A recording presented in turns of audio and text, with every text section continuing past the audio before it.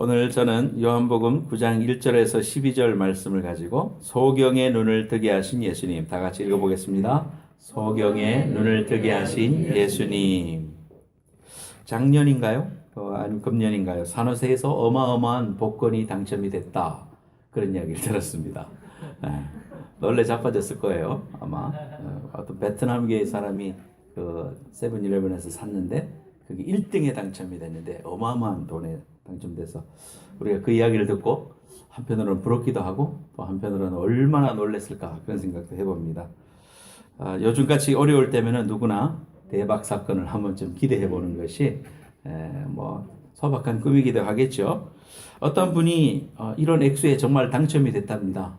그래서 너무너무 이제 알아보니까 이 사람이 심장병이 있대요. 그래서 회사에서 회의를 하고 이 사람한테 바로 알려주면은 이게 좀 문제가 생길 수도 있겠다 싶어서 교회를 다니는데 그 교회 목사님한테 먼저 알렸답니다. 그래서 목사님, 이렇고 이래서 교인한테 조금 이렇게 충격을 완화할 수 있도록 잘 좀 말씀해 주세요. 그래서 예, 알았습니다 해서 그 사람을 만났습니다. 성도님, 복권을 사신 적이 있습니까? 예, 산 적이 있습니다.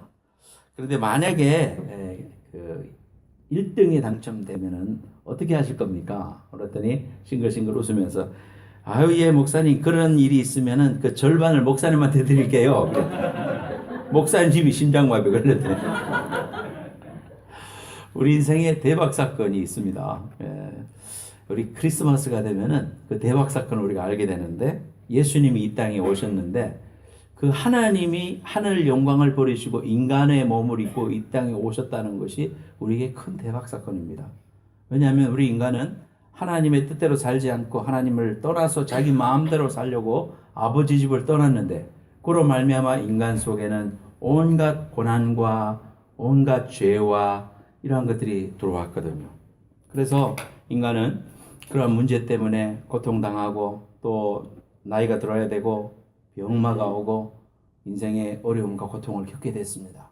이런 인생을 향해서 우리 하나님이 이 땅에 인간의 몸을 입고 오셨는데 어디에 오셨습니까? 말구유에 오셨습니다.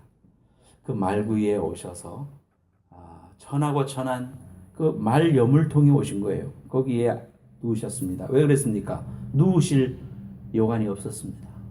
그래서 그 말구유에 천한 말들하고 같이, 육축들하고 같이 있었습니다. 그래서 그것에 오신 예수님, 우리 인간들과 함께 삶을 이 땅에서 짧게 3년 사셨지만 3년 동안 우리 예수님은 우리 인간을 너무나도 사랑하셨습니다. 그리고 우리 인간과 같은 낮아지신 모습으로 오셔서 우리의 발을 씻기셨습니다. 제자들의 발을 씻기셨습니다. 인생의 어려움을 가지고 있는 사람을 불쌍히 여기시고 눈물을 흘리셨습니다. 고통당하는 자를 지나치지 못하셨습니다. 우리 예수님이 우리에게 오신 그 사건도 우리에게 큰 대박 사건인데, 그분이 우리를 위해서 십자가에서 피 흘려 죽으셨습니다. 그래서 우리는 십자가를 바라볼 때마다 우리의 마음속에 저 십자가에 내가 죽어야 되는데 우리 주님이 달리셨구나, 이런 걸 생각할 때 우리의 마음속에 큰 기쁨이 있고요. 또 큰 대박 사건은 뭐냐면 죽으셨을 뿐만 아니라 부활하셔서 살아나시고 빈 무덤으로 남기셨습니다. 그래서 누구든지 예수를 믿는 자는 멸망치 않고 영생을 얻는데, 죽어도 살겠고 무릇 살아서 나를 믿는 자는 영원히 죽지 않는 위대한 부활의 축복을 우리에게 허락해 주셨거든요. 이 사실을 우리가 또 알게 된 것이 큰 대박 사건입니다. 어떻게 내가 알게 됐을까? 제가 목사님의 아들로 태어났지만 여러분, 목사님의 아들이라고 다 예수 믿던가요? 그건 아니잖아요. 믿는 집안에 태어난 것이 큰 축복임에도 불구하고 또 하나님을 떠날 수 있는 찬스가 있었어요. 그런데도 하나님이 끝까지 나를 부르셔서 오늘 이 자리에 앉게 해준 게 얼마나 축복인가. 오늘 찬양 인도자가 은혜로다, 은혜로다, 우리가 이 자리에 앉아 있음이 은혜로다, 그렇게 고백했지 않습니까? 정말 은혜입니다. 한 해를 돌아보면요, 하나님의 은혜가 아닌 게 없습니다. 저와 여러분들이 이 자리에 앉아 있다는 것 자체가 큰 축복을 받았고, 하나님의 은혜 없이는 설명할 수 없어요. 여러분들이 열심히 비즈니스하고 남들보다 안 자고 안 먹으면서 열심히 일했습니다. 누구보다도 잘합니다. 그런데 하나님이 건강 안 주셨으면 우리가 일할 수 있었을까요? 하나님이 우리에게 그러한 길을 열어주시지 않았으면 우리가 할 수 있었을까요? 못했습니다. 우리가 공부하는 것도 마찬가지고 우리가 운전하고 다니는 것도 마찬가지고 몸이 연약해진 것도 있지만 그러나 하나님 그 속에서도 감사할 것을 바라보게 하시고 하나님을 바라보게 해주신다는 것 자체가 인생 대박 사건 속에 살고 있구나. 우리가 예수 믿은 것 자체가 하나님의 축복이구나. 이런 것들을 우리가 이제 12월을 맞이하여 생각하게 되는 것입니다. 블랙 프라이데이가 시작됐습니다. 그래서 또 많은 사람들이 좋은 딜을 찾아서 이리 몰리고 저리 몰리고 다닙니다. 크리스마스 때 아마 장사하시는 분들은 백화점들은 전체의 매출 중에 아마 80%를 크리스마스 시즌 땡스기빙 이후로 아마 살 겁니다. 딜도 좋고 그럽니다. 좋은 거 사시면 좋겠습니다. 그런데 사람들은 또 파티를 향하여 갑니다. 오늘은 이 파티로 가고 내일은 저 파티로 가고 그래서 날마다 그 좋은 파티들이 있습니다. 그렇게 찾아다니고 열심히 하면서 기쁘다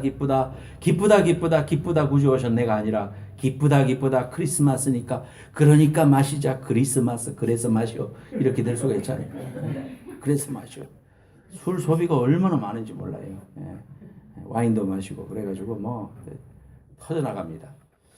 그런데 남들은 기뻐하는 이유가 크리스마스니까 좋아서 그렇죠. 근데 우리는 기뻐할 이유가 따로 있는 줄로 믿습니다. 아기 예수님이 나 때문에 오셨다는 거 이거 정말 생각하면 생각할수록 너무너무 축복이 아닐 수가 없어요. 하나님이 내 이름을 기억해 주셨다.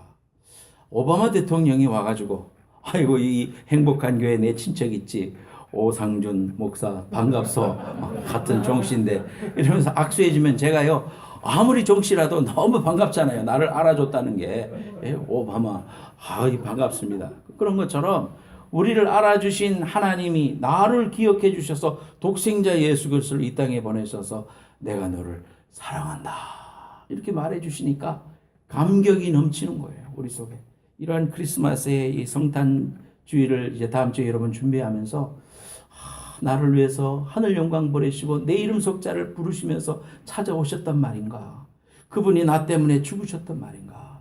그분이 그걸로 끝이지 않고 살아나시고 지금도 하늘 우편에서 나를 위하여 중보기도 하고 계시고 내 마음에 성령으로 와 계신 그 예수님의 그 귀한 사랑과 은혜를 깊이 감사하면서 하나님 앞에 신령과 진정으로 예배할 수 있는 성탄 주일이 되시기를 예수님의 이름으로 축원합니다. 요한복음에 보면요 7가지 큰 사건이 나옵니다. 요한복음의 7가지 큰 사건은 예수님이 물 위로 걸으신 사건도 나오고요. 오병이어의 사건도 나옵니다. 보리떡 5개와 물고기 2마리로 5,000명 먹인 사건도 나오고 또 나사로가 살아나는 사건도 나옵니다. 이런 7가지의 큰 사건들이 있어요. 그 중에서도 중요한 3가지의 사건이 있는데 6장의 오병이어의 사건입니다. 예수님이 내가 생명의 떡이다. 내 살을 먹고 내 음료를 마시는 자는 영생을 얻는다는 것을 보여주시는 그런 큰 기적과 같은 사인을 보여주신 표적을 보여주신 첫 번째 사건이 오병이어의 사건입니다. 예수님을 따르는 자는 육신뿐만 아니라 영혼의 만족함을 얻고 우리를 책임져 주시고 그분의 살과 피를 우리가 먹음으로 우리가 영생의 길이 열린다는 걸 알려주시는 사건입니다. 두 번째로는 나사로의 부활 사건 11장이 나옵니다. 나사로야 나오라 할 때 나사로가 붕대를 붕붕 감고 있다가 튀어나옵니다. 여름 성경학교 할 때 저희 어린 시절에 교회에서 여름 성경학교 때 꼭 그걸 했습니다. 화장지로 이렇게 두루마기에 화장지로 몸을 둘둘둘 학생들을 말아놓고는 나사로야 나오너라 하면은 이렇게 있다가 쫙 뜨시면서 앞으로 나와서 할렐루야 부활하셨네 그렇게 한 기억이 납니다. 그리고 세 번째 중요한 사건이 오늘 본문 말씀입니다. 소경이 눈을 뜨는 것. 소경이 눈을 뜨는데 이 소경의 눈에 불쌍히 여기신 우리 주님께서 진흙을 이렇게 얹고 난 다음에 침을 뱉어서 침으로 깬 다음에 눈에다가 이렇게 발라줍니다. 그리고는 말씀하시기를 저 실로암 연못에 가서 눈을 씻어라. 그러면 낫겠다 그랬습니다. 그래서 어떤 사람의 아마 부축을 받았겠죠. 거기 실로암 못에 가가지고 그래서 눈을 씻으니까 눈이 보이게 됐습니다. 그래서 눈이 보이니까요. 너무너무 기뻐하면서 내 눈이 보인다고 놀래니까 사람들이 와서 그 눈이 어떻게 떴노? 저 예수라는 분이 나를 낫게 해주셨습니다. 그 사실을 보여줍니다. 그 사실이 9장에 나오는데요. 우리 주님께서 8장 말씀에 뭐라고 하느냐면 8장에서 나는 세상의 빛이다. 빛이다. 그렇게 말하고 있습니다. I am the light of the world. 나는 세상의 빛이다. 예수님이 이 땅에 오신 사건이 어둠에 있던 우리 인생들에게 한 줄기 빛을 비춰주셨습니다. 유대 땅 베들레헴을 향하여 큰 별이 나타나 비추듯이 우리 인생에게 소망이 없는 인생에게 그대로 놔두면 지옥 가야 될 인생에게 우리 예수님이 나는 빛이다. 그러면서 빛을 환하게 비춰주시면서 내가 곧 길이다. 나로 말미암 증거는 아버지께 올 자가 없다. 왜 그러냐? 내가 너희들의 문제 해결해 줬다. 너희들이 죄 때문에 지옥 가는데 그 죄 문제 위해서 너 스스로는 해결할 수가 없으니 내가 십자가에서 죽겠다. 주님이 대신 십자가를 지시고 피 흘리시고 돌아가시고 부활하심으로 우리에게 그 귀한 길을 열어주셨다. 이 말이에요. 그래서 그 귀한 사건을 9장을 통하여 우리에게 보여주시는데 소경의 눈을 뜨는 사건을 통해서 하나님께서 우리에게 주시는 두 가지의 교훈이 있습니다. 오늘 이 두 가지의 교훈을 통하여 여러분들이 하나님의 은혜의 보좌 앞으로 나아가고 은혜 받으시기를 예수님의 이름으로 축원합니다. 첫 번째로 같이 한번 읽어보겠습니다. 시작. 사건을 보는 관점이 달라져야 한다. 우리 인생은 누구나 세계관이 있습니다. 선글라스를 끼면은 그 선글라스가 낀 걸로 가지고 세상을 바라보게 되지 않습니까? 누구든지 포인트 오브 뷰가 있습니다. 해석하는 그 자기의 그 포인트 오브 뷰가 있습니다. 그래서 퍼스펙티브가 있습니다. 그래서 모든 일들을 받아들이게 됩니다. 역사도요. 식민주의적 역사관은 일제시대에 일본에게 눌려 살던 사람들이 한국 역사를 그렇게 해석하는 겁니다. 비록 핍박을 당하고 어려움을 당했지만 그러나 일본 사람들이 와서 우리를 개화시켰다. 그것도 긍정적인 효과가 있지 않느냐. 이제 이렇게 말을 하는 것이죠. 또 역사주의적인 그런 시각을 가지고 아니다. 역사라는 것은 인생들에 의해서 개발되고 발전되어지는 것이다. 이런 어떤 역사관이 있습니다. 아마 세탁소를 하시는 분은 저를 이렇게 만났을 때 여기에 스테인이 묻어 있으면 이렇게 스테인을 딱 보게 될 것입니다. 목사님 그 스테인은 아무리 해도 안 지워집니다. 포기하십시오. 이렇게 말할 수 있겠죠. 또 페인트를 하시는 분들은 딱 보면은 견적이 나오지 않습니까? 이 벽을 칠하려면 얼마 견적이 나옵니다. 자기의 포인트 뷰가 있습니다. 바라보는 시각이 있지요. 그래서 우리 인생들이 선글라스를 쓴 것처럼 세상을 바라보는 시각이 있는데요. 여러분들의 이러한 인생관이 어떤 역사를 해석하고 사물을 받아들이는 인생관이 예수님을 만나고 난 다음에 바뀌었어요. 그 바뀐 역사관을 가져야 됩니다. 구체적으로 우리가 어떤 역사관으로 바뀌었습니까? 감사절을 지나면서 감사에 대해서 여러분 설교를 많이 들으셨습니다. 어떤 일을 만나든지 우리 그리스도인들은 감사를 먼저 바라보게 되죠. 똑같은 일이 우리에게 다가오더라도 예수 믿는 사람은 감사의 조건을 먼저 찾고 하나님 앞에 하나님이 행하시는 일들을 우리가 이해하려고 노력하고 무조건 찬양하고 감사하는 이러한 생각으로 바뀌게 됩니다. 맛있는 것을 먹으면 하나님께 감사할 줄 알게 됩니다. 그리고 이것을 같이 못 먹는 불쌍한 북한의 동포들이나 저 아프리카에 있는 그 불쌍한 아이들이 생각이 나면서 마음속에 그들을 향한 책임감도 가지게 되는 것이 이러한 그리스도인 된 사람의 모습입니다. 소경된 사람들을 만났을 때 제자들은 예수님한테 와서 질문을 했습니다. 예수님, 이 사람 소경이 된 것이 이 사람의 죄입니까? 아니면 아버지 죄입니까? 이렇게 물어봤습니다. 그 당시에 유대인들의 생각 속에는 장애인들을 보면은 그 부모가 또는 집안에 자신의 죄가 있어서 하나님이 저런 모습으로 태어나게 했다. 그런 이제 그 사고관을 가지고 있어. 그런 세계관을 가지고 있었습니다. 그러니까 제자들도 예수님한테 와서 궁금한 겁니다. 저 사람이 저렇게 태어난 것이 조상의 죄입니까? 아니면 저 사람의 죄입니까? 이렇게 물었습니다. 유대인들의 모든 문제는 다 인과응보다. 우리도 우리 한국인의 생각 속에는 그런 생각이 있지 않습니까? 저 업보가 조상들이 죄를 많이 져가지고 이 집안에 이런 일이 있다고. 그런 이제 생각을 하게 되잖아요. 그런데 우리 예수님의 생각은 뭐였습니까? 예수님이 말씀하시기를 전혀 뜻밖의 이야기를 합니다. 저 사람의 죄도 아니고 아버지의 죄도 아니다. 조상들의 죄도 아니다. 하나님이 저 사람을 통하여 나타내시고자 하시는 뜻이 있기 때문에 영광을 받으시려고 저 일이 있다. 이렇게 말씀해 주셨습니다. 이 가치관이 바뀌어지는 것입니다. 예수를 믿게 되면은 내게 이 장애를 갖고 태어나고 또는 건강하게 살다가 장애를 만났어도 우리가 좌절하지 않고 남을 원망하지 않고 인생을 막 원망만 하면서 그렇게 살지 않고 그 아픔을 겪어내면서 하나님이 이제 내가 이러한 일을 허락해 주셨는데 이 일을 통하여 행하실 일이 뭔가 앞을 내다보게 되고 하나님의 목적을 바라보게 되고 하나님의 행하실 일에 기대를 가지게 되므로 우리가 일어설 수 있는 이러한 가치관으로 바뀌어지는 것. 이것이 중요하다 이렇게 말씀해 주셨습니다.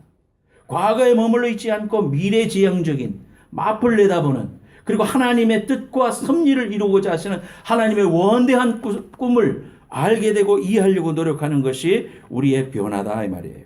예수님은 지극히 미래지향적이고 하나님의 뜻을 이루려고 이 땅에 오셨습니다. 예수님이 이 땅에 오셔서 내가 온 것은 아버지의 일을 이루러 오셨다. 아버지의 일이 뭡니까? 하나님이 세상을 이처럼 사랑하사 독생자를 주셨으니 이는 저를 믿는 자마다 멸망치 않고 하나님의 자녀가 되게 한다는 이 위대한 요한복음 3장 16절 이 말씀을 이루려고 우리 주님이 이 땅에 오셔서 십자가에 달리신 거 아니겠습니까? 우리 인생도 하나님을 만나고 난 다음에 하나님이 나를 통하여 무엇을 행하시기를 원하시는가 이렇게 바라보기 시작한다면 우리에게 있는 어려움과 우리에게 있는 고난과 우리에게 있는 역경과 고생이 그것이 고생이 아니라 하나님의 뜻을 이루려고 하시는 하나님의 지극한 섭리요 축복이요 사랑이라는 이러한 생각으로 바뀌게 될 줄로 믿습니다. 이러한 놀라운 축복이 여러분 속에 믿음으로 다가가시기를 예수님의 이름으로 축원합니다. 고통에는 뜻이 있다는 책도 있습니다. 우리에게 이러한 일들이 나올 때 우리 인생에 오는 어려움들을 우리가 다 우리의 생각으로 다 이해하지는 못하지만은 또 다 풀어서 설명할 수는 없지만은 그러나 성경을 통하여 우리가 알고 있는 원칙이 몇 가지가 있습니다. 첫 번째로 같이 한번 읽어봅시다. 우리 인간의 어려움은 다 같이 시작. 인간의 어려움은 하나님의 영광을 드러내는 기회가 된다. 소경이기에 예수님의 능력을 체험할 수 있었다는 겁니다. 우리는 문제가 왜 오나 이렇게 생각하지만 우리는 그 문제 때문에 하나님을 만나게 되고 하나님의 영광을 드러내는 귀한 축복을 받았다는 것을 알게 됩니다. 베드로는 어부였습니다. 고기 잡는데 몇십 년 노하우가 있던 사람입니다. 그런데 그 베드로가 밤새 고기를 못 잡았습니다. 빈 그물을 가지고 있을 때 우리 주님이 베드로를 찾아오십니다. 고기 잡았느냐? 못 잡았습니다. 이제는 네가 사람을 낚는 어부가 되어야 되겠다. 그럴 때 베드로가 따라 나서게 됩니다. 그래서 주님의 제자가 되지 않습니까? 만약에 고기가 너무나도 많이 잡혔다면 예수님이 오셔서 말을 걸어도 거기에 응답할 수 없었을 것입니다. 왜? 내일로 너무나 바쁘기 때문에. 아유 저리 가세요 했을 거예요. 빈 배였기 때문에 예수님 만나고 수제자가 되었다. 빈 그물이었기 때문에 예수님 만났다. 오늘날 많은 그리스도인들 중에 정말 하나님을 만나게 되는 경우가 다 고난과 어려움 속에서 만나게 됩니다. 얼마나 우리 인생이 하나님을 만날 수 있는 좋은 찬스인지 몰라요. 여러분이 잘 아는 워터게이트 닉슨이 도청장치를 설치했다가 그것이 발각됨으로 말미암아서 닉슨이 하야하게 되는 그러한 사건이 1974년에 있었습니다. 워터게이트 사건. 그런데 이 워터게이트 사건을 통해서 감옥에 간 닉슨의 보좌관이 있습니다. 그 사람이 찰스 콜슨이라는 사람입니다. 이 찰스 콜슨이라는 사람은 이 아주 머리가 비싼 브라운 대학을 나온 사람이고요. 대단한 사람이었습니다.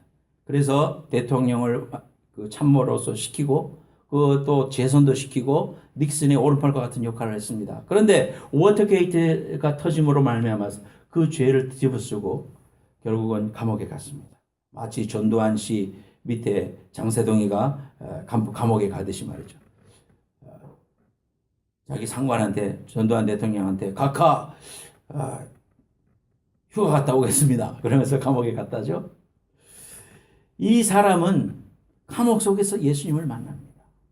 그래서 찰스 콜슨이 감옥 속에서 하나님을 만나게 되고 그 배경 스토리를 보면요.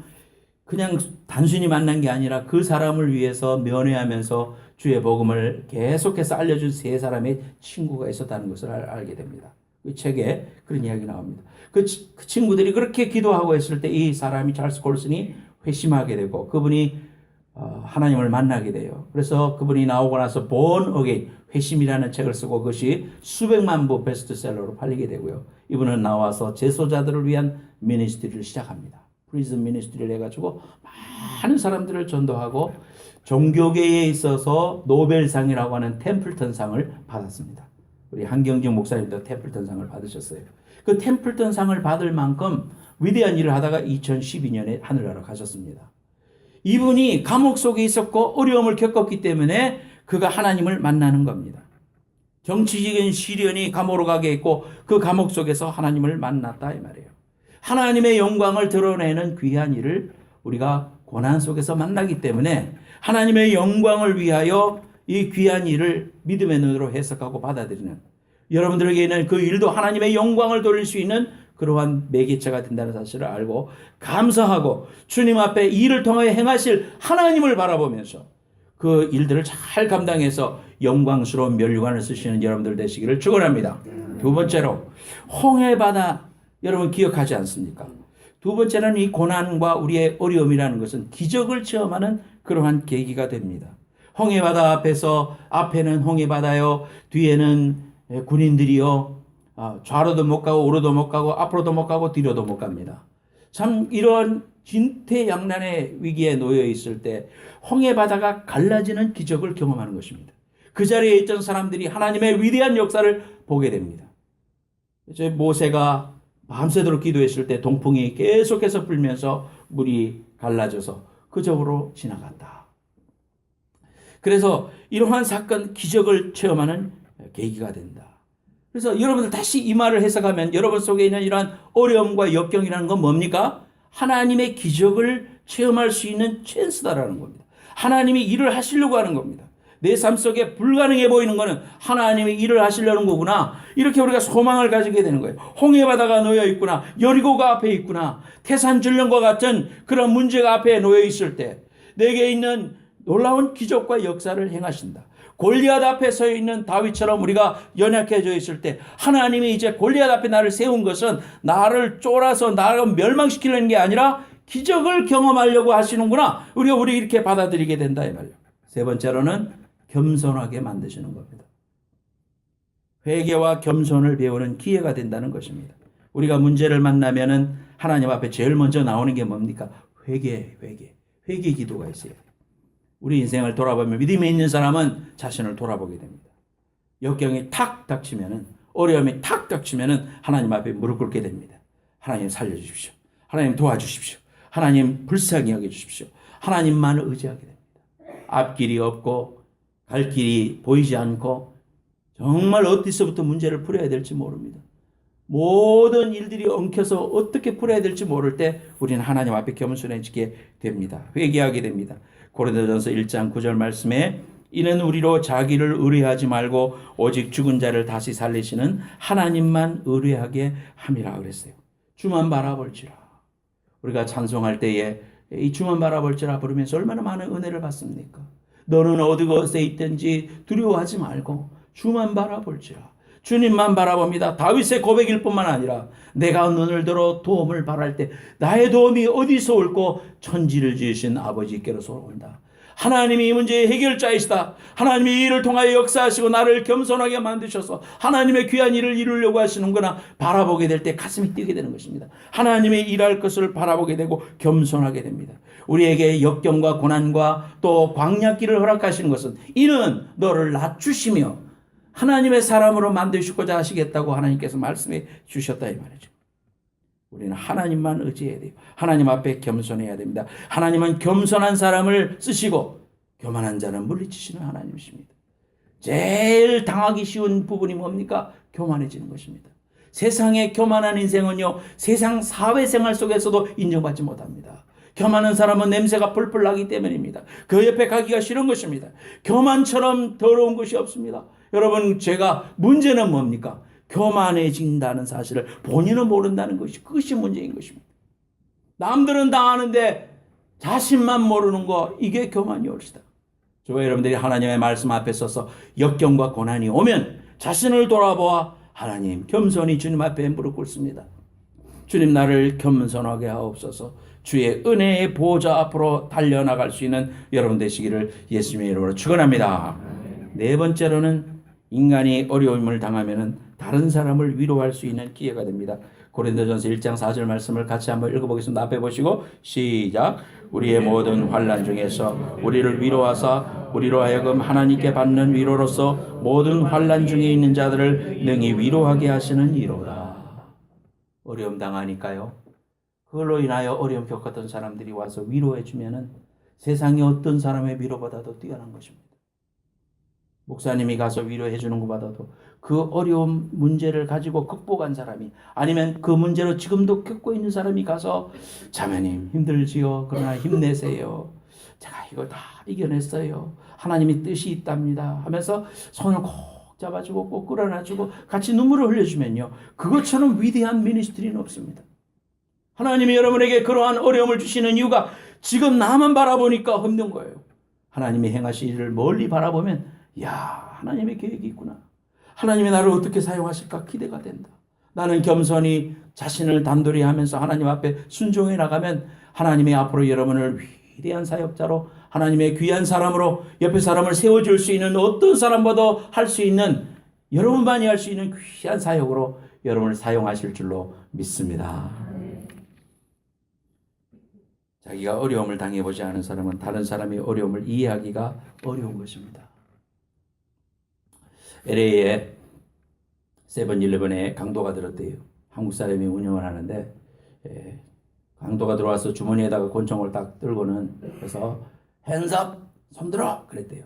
핸즈업 그랬더니 이 한국 사람이 영어가 좀 부족했나 봐. 그걸 잘 못 알아듣고 We don't have hands up, we only have a seven up 그렇게 말했다며. 손 드는 거. 어떤 강도가 한국에 들었는데 손 들어! 그러니까 이제 손을 한 손만 들더래. 한 손만. 오른손도 들어! 그러니까 못 들어요. 왜 못 들어? 오른팔이 관절염이 와가지고 못 들어요. 얼마나 아프지 알아요? 너무 힘들어요. 이거만 들고 있는 거야. 그러니까 이 강도가 언제부터 아팠어요? 언제부터 아팠어요? 정세가 어떤데요? 나도 진짜 관절염 때문에 애먹었는데 진짜 아프죠? 나는 어느 약국에 가서 무슨 약을 먹고 나왔어요. 그거 꼭 가서 고치세요. 그냥 갔대.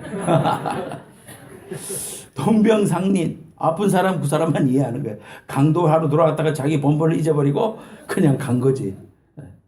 그러니까 우리가 하나님께 영광이 되게 하려면은요, 하나님의 뜻을 이루려면은 역경과 고난을 하필이면 왜 나에게 오나? 하필이면 내가 이 고통을 당하나? 이렇게 할 게 아니고 하나님의 뜻대로 영광을 위하여 기적을 체험하는 계기로 겸손하게 만드시고 또 남을 위로하게 할 수 있는 이런 축복으로 하나님 인도하신 걸 믿고요. 하나님의 주권을 믿고 주님 앞에 겸손히 엎드려서 하나님의 귀한 축복의 주인공으로 쓰임 받으시기를 예수님으로 축원합니다. 두 번째로 같이 읽어보겠습니다. 실로암으로 가라. 시작. 실로암으로 가라. 우리 복음성가 중에 실로암 내게 주심을 하면서 그 찬송을 있는데, 어두운 밤에 한 1000번은 부른 것 같죠. 어두운 밤에, 노래 가사가 글쎄 실로암하고 무슨 관계가 있는가 싶기도 하고요. 우리가 의미도 모르고 많이 불렀는 적도 있었을 것 같아요. 실로암은요, 이스라엘에 있는 다윗성의 안에 있는 연못입니다. 그 실로암이라는 곳이 원래 번역하면 뜻이 보냄을 받았다, 그런 의미입니다.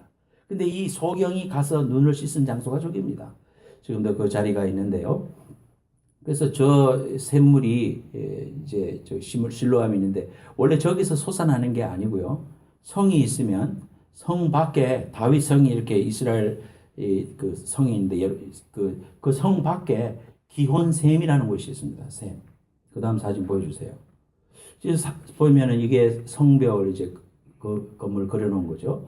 근데 오른쪽에 보면은 지금 1번 있는 거기가 기원샘입니다. 성벽 바깥에 기원샘이라는 파운틴이 있었어요. 거기에 물이 솟아나는데 거기에서 지하에 안반을 뚫어가지고 그 성 안에다가 그 터널을 뚫었습니다. 그 터널을 언제 했느냐 하면은 예수님 오시기 전 700년 전에 그 히스기야가 히스기야 시대에 사내립이 쳐들어왔습니다. 사내립이 쳐들어온다는 소리를 듣고는 야 용병들이여, 우리가 지금 저 사람들이 침범해 오면은 이 성벽 바깥에 있는 저 기온샘에 물을 점령을 하게 되면 우리가 물이 없어지지 않느냐. 성벽 안에서 저들을 사수를 하려면은 물을 저기에서 수로를 만들어 가지고 그것이 안으로 늘 들어올 수 있도록 만들어야 된다. 결사대에 모집해 가지고 가서 파기 시작했습니다. 양쪽에서 쫙 파가지고요, 이렇게 꼬불꼬불하게 파가지고 마지막에 만납니다. 그래서 그 만나는 그 시대의 그 놀라운 그 감정, 서로 만나서 막 소리 지르고 환호하고 서로 막 곡괭이를 마주치면서 같이 기뻐했다는 것이 그 옆에 비문에 새겨져 있었습니다. 1880년에 사람이 발견하게 됐어요. 그래서 그 비문을 보고 이렇게 해서 건설이 됐구나. 성경이 나오는 게 진짜구나. 그래서 이제 지금 그 다음 사진에 보면은 사람들이 가면서 저렇게 수로가 뚫어놨습니다. 물이 이렇게 흘러서 그 안으로 들어가는, 이게 이제 성지순례를 가면은 저렇게 갈 수가 있다고 그럽니다. 근데 저런 이제 수로를 뚫었습니다. 기혼샘에서 발원한 물이 흘러서 이렇게 성 안으로 들어오는 그러한 그 수로가 히스기야 터널이다, 이렇게 있습니다. 그 실로암에 가서 눈을 씻어라, 그렇게 말씀하신 거죠. 그래서 그 실로암이 어떤 자리겠습니까? 여기에서부터 발원을 해가지고 물이 흘러서 낮은 곳으로, 물은 높은 데서 낮은 곳으로 흐르지 않습니까? 그래서 그 낮은 곳에 고인 물이 실로암입니다. 실로암에 가서 보냄을 받았다, 그곳에 가서 씻으라는 그런 의미는 뭐냐 하면은 실로암은 바로 예수 그리스도를 상징하는 것입니다. 주님이 말씀하셨지만은 이스라엘 백성들에게 눈은 떴지만 보지 못하는 그런 이스라엘 백성들을 향해서도 하시는 말씀입니다. 너희들이 낮은 자리에 가서 무릎을 꿇고 눈을 씻어야 비로소 눈뜬 삶을 살 수가 있다. 영적인 눈을 뜨고 살아야 된다. 이런 말씀을 주시기 위해서 유대인들을 향하여 저 실로암에 가서 물을 씻어라, 그렇게 말씀하신 것이죠. 눈에 진흙을 깨서 바르시고는 그곳에 가서 씻어라 그랬습니다. 가장 낮은 곳으로 가서 그곳에서 무릎을 꿇을 때 우리의 영안이 열리고 하나님이 하시는 일이 보인다는 사실을 오늘 우리의 말씀을 통해서 말씀해 주는 것입니다. 우리가 진정으로 소경된 삶을 청산하기 원한다면 내 생의 가장 낮은 곳 실로암으로 향해 가야 됩니다. 성경은 우리에게 말씀하십니다. 수고하고 무거운 짐진 자들아 다 내게로 오라, 내가 너희를 쉬게 하리라. 세상에 어떤 종교가 내게로 와라, 내가 문제 해결해 주겠다 하신 그런 종교가 어디 있습니까? 착한 일을 하고 업보를 쌓고 삼보일배를 하고 노력을 해서 하나님께 도달하라고 그러죠. 근데 우리 예수님은 우리 인간을 찾아오셨죠. 죄인에게 오셨어요. 죄인의 눈높이에 맞추셔서 죄인의 모습을 입고 대신 죽으셨습니다. 인간과 더불어 사셨고 인간의 몸을 입고 십자가에서 피 흘려 죽으시고 할 수 있는 최선의 희생을 하셨습니다. 생명을 주는 것처럼 위대한 사랑이 어디 있겠습니까? 우리 주님만이 하셨다 이 말이에요. 그렇기 때문에 예수님만이 길이에요. 예수님만이 그 일을 하셨기 때문에 우리 인생의 문제를 해결해 주시기 위해서 죄의 문제를 덮어 쓰시고 십자가에서 죽으셨어요. 그래서 예수님만이 길이요 진리요 생명이 되신 겁니다. 높은 마음으로는 주님의 마음을 알 수가 없습니다. 저와 여러분들이 이 성탄을 맞이하면서 낮고 낮은 말 위로 오신 예수님, 우리의 냄새나는 발을 씻어주기 위해서 발을 씻어주시고 그 발에 입을 맞춰주신 우리 예수 그리스도의 그 사랑과 은혜와 하시는 일을 눈을 뜨기 위해서는, 그를 바라보기 위해서는 우리는 실로암으로 내려가야 된다는 겁니다.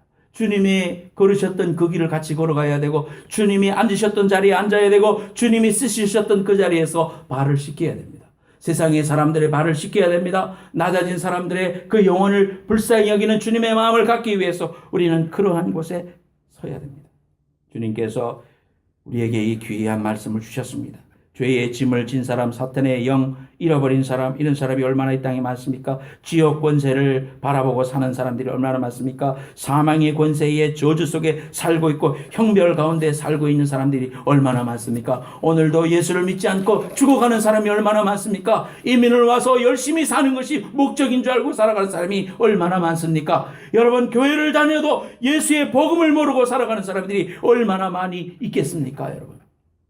저와 여러분들이 실로암으로 내려가 예수님께서 우리에게 말씀하시는 바대로 무릎을 꿇고 죄의 짐을 진 고통 속에 있는 자들을 향하여 그리스도의 사랑을 손을 내밀게 될 때 하나님의 주시는 귀한 영안이 열리게 될 줄로 믿습니다. 교회는 바로 이 실로암처럼 오기만 하면 문제를 해결받는 곳이 바로 교회입니다. 찬송가 작시자 중에 모리스라는 사람이 있습니다. 이 사람은 50세가 될 때까지 많은 찬송을 지었습니다. 여러분이 잘 아는 나 어느 날 꿈속을 헤매며 고난 내 영혼 편히 싣고 귀하신 주여 날 붙드사 죄짐을 지고서 권하거든. 익은 곡 식구들 자가 많이 지었죠. 이 모리스 여사가 지었습니다. 근데 50세가 되었을 때 눈이 멀어지기 시작했습니다. 차츰차츰 안 보이는 거예요. 그러더니 52세가 되니까 눈이 완전히 멀어버렸습니다. 얼마나 많은 사람들이 반주해 주세요. 얼마나 많은 사람들이 찾아와서 너무 안 됐다. 그 많은 찬송시를 지었는데 찬송 작곡을 했는데 너무너무 하나님이 주셨다 그래요. 그분의 수기에 보면은요 19살 때 피아노를 이렇게 분금을 치고 있는데 하나님이 멜로디를 준다는 거예요. 하나님이 막 가사도 쓰고요. 그래서 위대한 작곡가가 나오고 위대한 작사자가 나오는 것 같아요. 그 귀한 노래들을 어떻게 지었겠습니까? 오늘날 우리가 불러도 지금 얼마나 은혜가 됩니까? 그때에 이 모리스 여사가 그런 이야기 했습니다. 눈이 먼 다음에 아닙니다.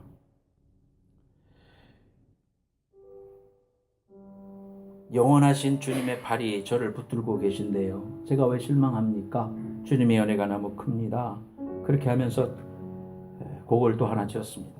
그게 뭐냐면 고난 내 영혼 편히 쉴 곳과 풍랑이로도 안전한 포구 폭풍까지도 다스리시는 주의 영원한 팔 의지에 주의 영원하신 팔 함께 하사 항상 나를 붙드시니 어느 곳에 가든지 요동하지 않으면 주의 발을 의지함이라. 이 찬송시를 써내려갔습니다.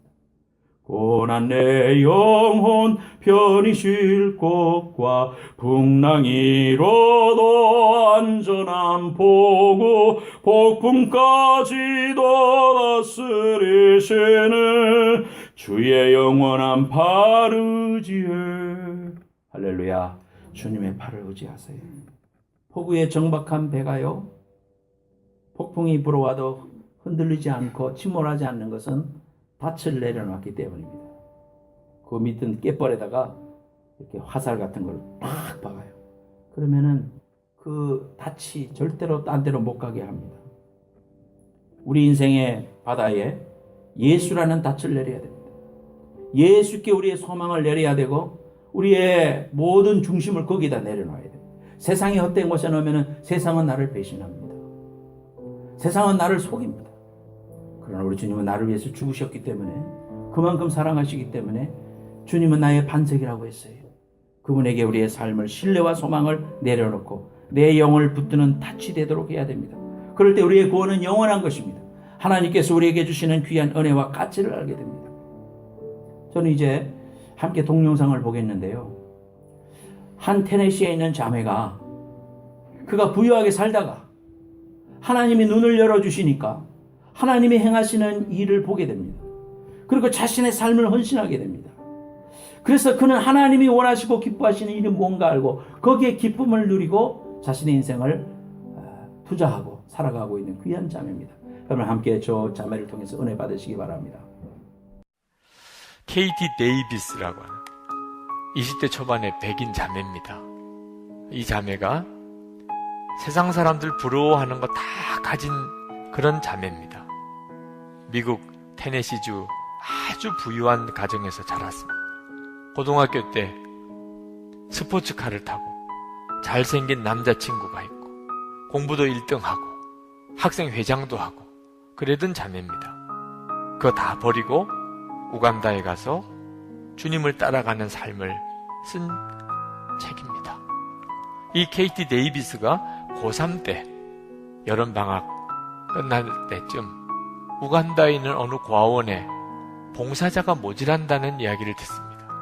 3주간 동안 그 아이들과 같이 지내고 그리고는 돌아왔는데 고3 내내 그 아이들만 얼굴이 어른거리는 거예요. 그 아이들이 잘 지낼까? 그리고는 졸업하고 대학을 합격하고 그리고 부모님에게 1년 뒤에 대학 들어가면 안 되나요? 1년 동안만이라도 그 우간다에 가서 그 고아원 아이들을 좀 섬기고 단기 선교를 갔다가 그 다음에 제가 대학을 가면 안 될까요?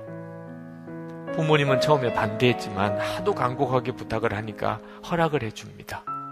그리고는 우간다 그 고아원을 다시 간 거예요. 거기서 1년 동안 그 아이들을 돌보고 섬기는데 어느 날 잠깐 동안 돌보라고 맡겨준 5살 된 스코비아라고 하는 아이가 뭔가 말을 하려고 하는 거예요. 어렵사리 꺼낸 한마디. 엄마라고 불러도 돼요. 그 말에 이 여자의 삶이 완전히 바뀌고 맙니다. 엄마라고 불러도 돼요. 그래서 그 아이를 진짜 친엄마로 입양을 합니다. 그냥 엄마라고 부르는 정도가 아니고 내가 너 엄마다. 그렇게 하나의 입양을 한 것이 14명. 14명의 친엄마가 됐어요. 그냥 후원자가 아니고. 그러니 어떻게 돌아옵니까? 1년만 하고 오겠다고 했지만 대학 다 포기하고 거기서 그 아이들의 엄마가 되어서 쓴 거예요. 그렇게 살면서 쓰고 있는 거예요. 그리고 도와주는 아이가 400명 아이가 됩니다. 그 마을의 아이들이. 진짜 엄마가 돼요. 결혼도 안 했는데 아이가 14명이 된 거죠. 때때로는 고국에 있는 가족이 보고 싶고 남자친구가 보고 싶고 너무너무 외로워서 울기도 하고 어느 날은 방에 생쥐가 들어왔는데 무서워서 침대에서 내려오지도 못하고 아이들 상처난 것을 치료해 주다 보니 벌레가 그 아이 몸속에다가 알집을 심어놓은 걸 알고 그걸 파내기도 하고 기저귀 갈아주다 보니 지렁이 같은 기생충이 나오는 걸 보고 이런 형편에서 그 아이들을 돌봐야 되는 겁니다. 그러나 예수님의 눈에 눈물을 보고 난 다음 그 우간다 아이들을 향한 우리 주님의 눈에 눈물을 보고 난 다음에 이 여자를 말릴 수가 없어요. 누구도. 이 케이티는 엄마로 통합니다. 우리 집의 천사들은 나를 엄마라 부른다. 기아와 질병 등으로 엄마를 잃은 400명의 마을 아이들도 나를 엄마라고 부른다. 하도 많은 아이가 엄마라고 불러대니까 이젠 집 근처에 사는 마을 어르신들까지 나를 엄마라고 부른다. 많은 아이의 엄마. 사람들은 그렇게 말한다. 나이 지긋한 어르신도 가게 점원도 주차요원도 나를 엄마라고 부른다. 선생님도 마을 병원 의사들도 나를 엄마라고 부른다. 차를 타고 지독히 울퉁불퉁한 흙길을 달릴 때도 엄마란 외침이 들려온다. 우리 아이 딸들은 학교에 갔다가 우르르 들어오면서 엄마라고 노래를 부르고 아침마다 내 귀에 대고 엄마라고 속삭인다. 좋은 일이 생겨도 엄마라고 외치고 슬픈 일이 생겨도 훌쩍거리며 엄마를 찾는다. 그리고 그 소리를 들을 때마다 기쁨으로 내 심장이 마구 뛴다. 우리가 하나님의 이름을 부를 때 하늘 아버지의 심정도 그러하시리라.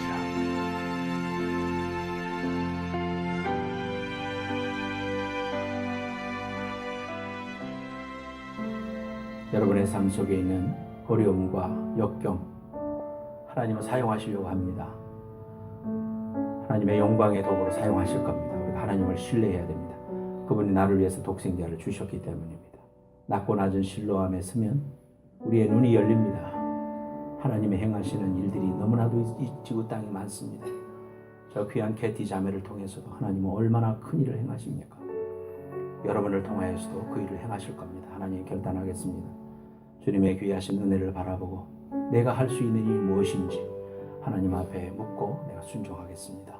하나님 내 마음을 더욱더 낮춰 겸손하게 어려움 속에 있는 서원들을 향하여 손을 내밀고 엄마가 되어주겠습니다. 아빠가 되어주겠습니다. 친구가 되어주겠습니다. 하나님 앞에 이렇게 결단하는 귀한 시간 되기 바랍니다. 다 같이 통성으로 한번 기도하겠습니다. 걸어가신 하나님 아버지, 다 같이 자리에서 일어나서 찬송하겠습니다. 오직 주의 사랑에 매여 내 영 기뻐 노래합니다. 내 영 기뻐 노래합니다. 이 소망의 언덕 기쁨의 땅에서 주께 사랑드립니다. 오직 주의 임재 안에 오직 주의 임재 안에 갇혀 내 영 기뻐 찬양합니다. 내 영 기뻐 찬양합니다. 이 소명의 언덕 거룩한 땅에서 주께 경배드립니다. 주께서 주신 주의 은혜 나는 말할 수 없네. 내 영혼 기쁘이 주 따르렵니다. 주께 내 삶 드립니다. 머리 숙이기 바랍니다. 가슴에 손 얹고 아픈 데 손 얹기 바랍니다. 인생의 무게와 고통으로 인하여 고통당하는 심령들, 주님께서 여러분의 마음을 만져주시고 소명의 언덕으로 다가갈 수 있도록 하나님이 행하시는 일들 속에 서 있을 수 있도록 오늘 축복 기도해드리겠습니다. 하나님 아버지, 주님의 귀하신 은혜와 사랑을 바라봅니다. 하나님 아버지, 하늘 영광 버리시고 이 땅에 오신 이 축복의 시즌에 우리가 주님이 나를 위하여 이 땅에 오셨고 낮고 낮은 곳에 오셨고 물과 피를 아낌없이 십자가에서 쏟으시면서까지 나를 사랑하시고 구원해 주셨다는 이 놀라운 사실 앞에 감격하게 하여 주옵소서. 하나님 아버지, 이 땅에 인류가 아무도 없고 나 혼자만 있었어도 주님은 찾아오셨을 거라고 믿습니다. 하나님이 사랑과 은혜를 받고 이제 눈을 들어 하나님이 행하신 일을 보게 하시고 부족한 우리를 통하여서 하나님의 영광의 도구로 사용하시려고 하나님 내게 행하시는 일들 기쁨으로 받게 하시고 소명으로 받게 하시고 하나님의 은혜의 보좌 앞으로 달려가는 저희들 될 수 있도록 인도해 주옵소서. 하나님 아버지, 우리 동영상에 나오는 귀한 캐티 자매를 통하여 하나님 우리에게 하시는 귀한 음성을 듣습니다. 신뢰함으로 내려가게 하여 주옵소서. 우리가 낮아지고 무릎을 꿇고 하나님의 귀하신 사랑을 손을 내밀 때 우리의 영안이 열려지고 하나님이 행하시는 기쁨을 알게 되고 우리가 영원까지 가져가야 할 그 영원의 가치를 알게 될 줄로 믿습니다. 우리를 사용하여 주시옵소서. 하나님 소명의 언덕으로 나아가 주의 손을 붙들게 하시고 한 손으로는 세상에 소외된 자를 붙들게 하시고 영원의 구원을 향하여 복음을 증거하는 주의 백성들 될 수 있도록 축복하여 주옵소서.